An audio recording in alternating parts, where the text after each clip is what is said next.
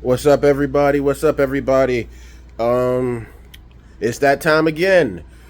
Survivor Series War Games. Um, I'm gonna be real with y'all. It was mediocre. It wasn't WrestlePalooza bad whatsoever. No, this was. I'll take this 10 times over WrestlePalooza. Um, but yeah, this is what the third pay per view on ESPN. Um, Overall, as a pay per view, I'm gonna be honest with y'all. I'll give it a C.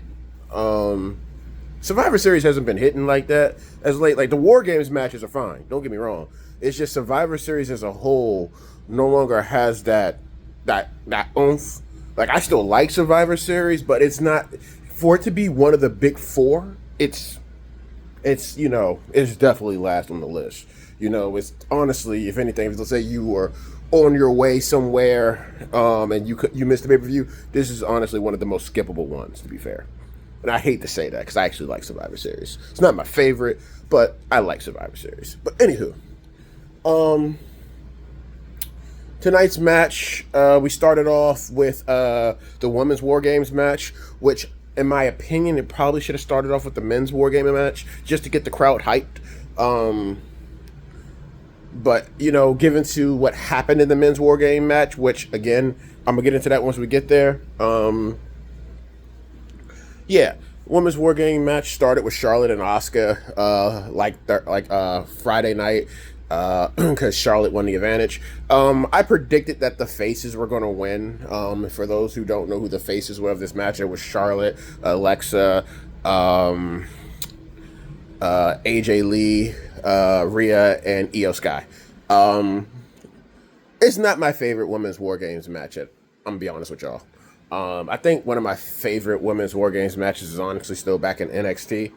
The one where Rhea and Candice LeRae damn near had to solo a whole team because Dakota Kai turned on them and everything. So that was one of my favorite War Games matches to watch for the woman, that is.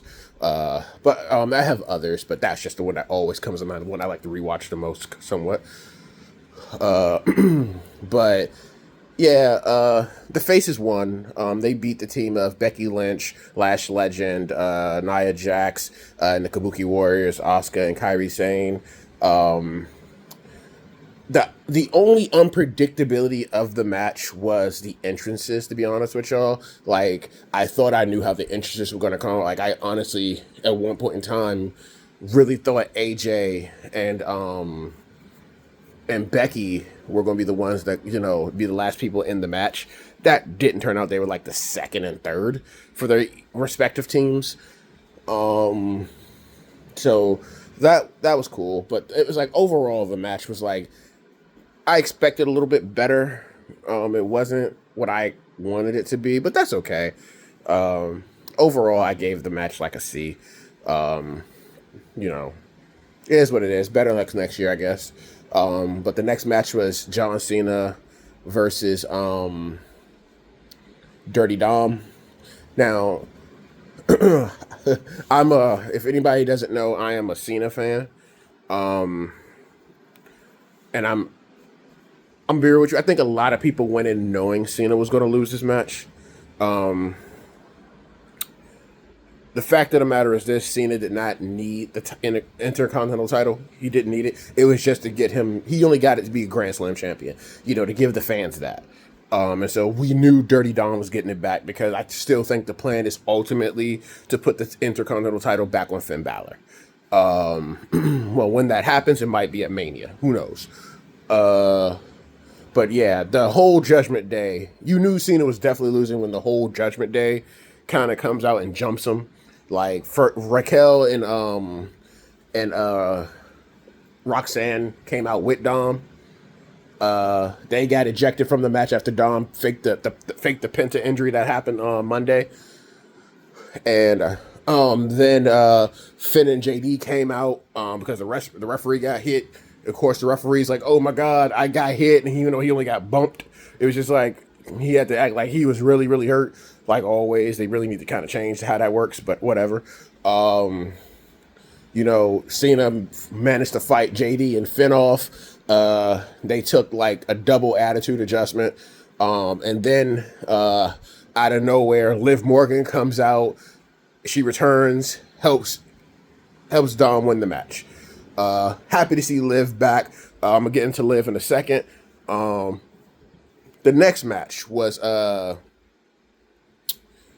believe the next match was Nikki versus Stephanie. Now, I want to go on record saying this now. I love Nikki Bella. I've always been a fan of Nikki Bella. She did not need this match. She did not deserve this match, in my opinion. This match, honestly, wasn't needed, but I am happy that the match made it to the card because Stephanie, in my opinion, is rarely on these pay-per-views. Like, she needs to be on more of these. That said, I got my wish because this was a match and I didn't feel like it was a deserved match for Nikki, in my opinion. This was, in my opinion, a bit of a squash. Stephanie practically squashed Nikki. I want to say, if not 70% of the match, then 75% of the match, Stephanie was just dominant. And that was a good thing. I honestly thought the match should have ended after Stephanie hit the backbreaker. But as of late, it seems like WWE doesn't want that to be her finisher anymore. So they're kind of making her hit the, little spiral tap moonsault off the top rope and stuff. So it was all good. Stephanie won.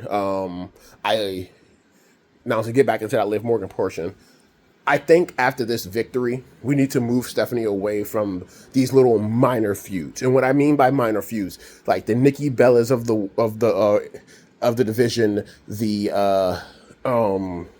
like these minor feuds she's been in, that like the little minor feud she has with the Judgment Day. And don't get me wrong, I think Raquel does deserve a shot at that title, but we need to get Stephanie into bigger feuds. And to do that, I think Liv Morgan is the perfect person to get her into a bigger feud. This is what I want to see going forward for Stephanie. I would like to see it's Monday night after Stephanie has her celebration or whatever they're going to do for what's next for her. I would like to see Liv Morgan come out and challenge her for that title. And, of course, Liv Morgan, has to earn her way to that title. Now, you could do this two ways. We can instantly give Liv a match, and the Judgment Day kind of screws up, and, she, whatever happens, and Liv loses. Liv should win the Royal Rumble. Or if it's not Liv, somebody from SmackDown should win the Royal Rumble to go on to face Jade or Stephanie. In my opinion, at Mania or at Rumble, Liv should be facing Stephanie. If Liv is not in the Rumble, she should face Stephanie at the Rumble. Or Raquel should be facing Stephanie at the Rumble. One of those two should be doing it. Now, at Mania, in my humble opinion, if Liv is not in the Rumble match against Stephanie, and I think Liv should win the Royal Rumble, face Stephanie, in my opinion here, not even either. I think Stephanie should win. Stephanie should not lose the world title until Money in the Bank. That's just my opinion. Y'all let me know in the comments what y'all think on that. Now, moving forward. And by the way, I do think if Liv doesn't win Royal Rumble and she does get a WrestleMania shot, or if she doesn't, Liv should be the person that wins the Money in the Bank and cashes on Stephanie, and we give the title to Liv for a little while. I don't think Liv needs like a lengthy title run at all. No. I think that title should now just be hot potatoed a little bit. And, we go from there. I still say keep Rhea and Io far from it for a little while longer. Now, moving on. The last match of the night, men's War Game match. It was better than the women's War Game match, in my opinion. This one did have predictable entrances. Excuse me, y'all. How do I begin on this one? This match wasn't bad. CM Punk and who started with Punk? Braun Breaker started the match. It was about as much as you were predicted to be, like, because Braun Breaker's team had the advantage. So it was like Braun. Then I think Logan came out next. Let me check my notes on that. But yeah, I'm sorry. It was Braun. Then Drew came out and helped him, and then they stomped out CM Punk for a bitch. Sorry, bitch. I'm sorry, y'all. I'm sorry for a bit, not bitch. Apologies on that for my younger viewers. Yeah, Drew and Breakers dominate Punk for a little while. Then Cody comes out to help. There was one point in time in this match that Cody and Punk do a move. Oh my god, I cannot think of the move's name anymore. And it was like oh my god, I can't believe I can't remember the name of the move.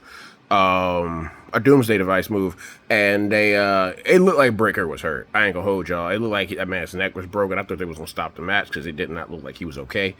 Thank goodness he's okay. But yeah, because dude landed on his neck. It looked bad. But yeah, after that, then Logan came out. The heels pretty much dominated a good portion of this match. Jimmy came out. Jimmy got a few super kicks in, then he got, beat down. Then Jay came out. Jay, did his thing, knocked out the heels. I'm sorry, after Jimmy came in, Bronson Reed came in, still he tsunami'd everybody as soon as he got in there. Then Jay came out, did his thing, knocked everybody down a little bit. The faces got back up. And the thing that I need them to stop doing with Jay, I ain't gonna hold y'all, I'm a bit over Jay.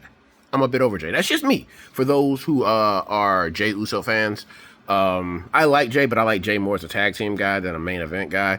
I always have.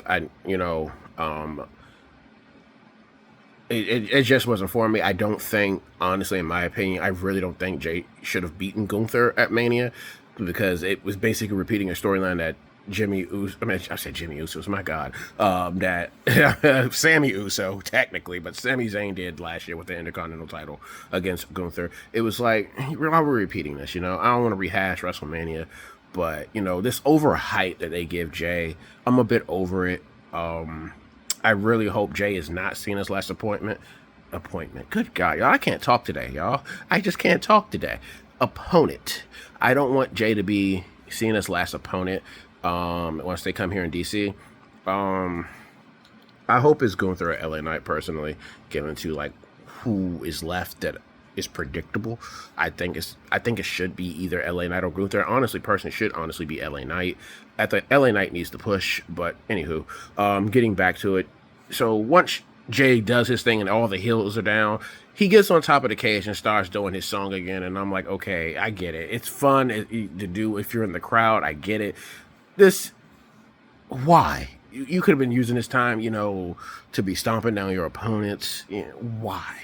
And then, while he's in the midst of it, yeah, Brock Lesnar comes out, dominates everybody. Everybody goes to Suplex City. Then Roman finally comes out. Brock Lesnar found a loophole in the rule. He gets out the cage, wait for Roman to come down there. Roman hits him with like 3 Superman punches. And when he was about to attempt the 4th, he gets F5 through the announcer table. Then he gets thrown back in the ring, and then the War Games match began, and it was kind of short after that. The faces damn near got destroyed.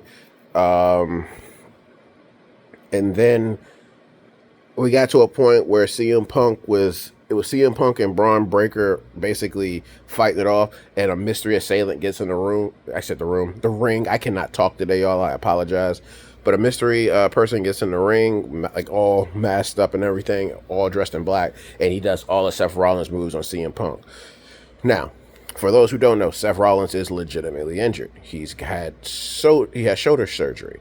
I don't think it was Rollins at all. It might have been like a Austin's Theory, or I don't know who it is. My guess right now is Austin Theory, because the big thing was that they might be putting Austin Theory with the Vision. That's been rumored for like a very long time. We'll see. I have no idea. Well, I guess we'll find out some more information starting Monday. Yeah, so I have no idea who they intend to make that reveal out to be. But yeah, ultimately after that, Breaker hits a spear and they lose. The faces lose. Now, at the end of the match, Roman goes to help Punk to his feet, but he leaves Cody there laying, and then Roman tells Cody, "This is the last time me and you gonna be teaming together," and yeah, it looks like Roman Cody 3 for Mania, and in my opinion, I think Roman should win. Well, actually,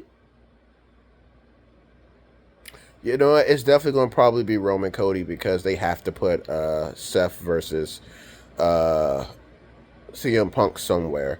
If if that's only if Rollins will be back. Yeah, if Rollins is back, then we're going to get Rollins CM Punk. Um, so yeah, I don't know the future for Punk if Punk holds his title to Mania or not. But yeah, that was pretty much the Survivor Series. Overall, I'll give the Survivor Series match about a, like I said, I'll give it a C. It, it, you know, eh. You know, the next big thing is going to be NXT Deadline, and after that, we need to get ready for. We gotta start to say goodbye to John Cena because that's it. Saturday main event. He's retiring, which is gonna suck for a lot of the John Cena fans from day one, but it's gonna suck for a lot of John Cena fans in general, you know. But he's in acting now, you know, new career, makes more money. No, ain't nobody gonna be mad at that. We will miss John Cena as the GOAT. But yeah, that was Survivor Series. I'll catch y'all on the next one.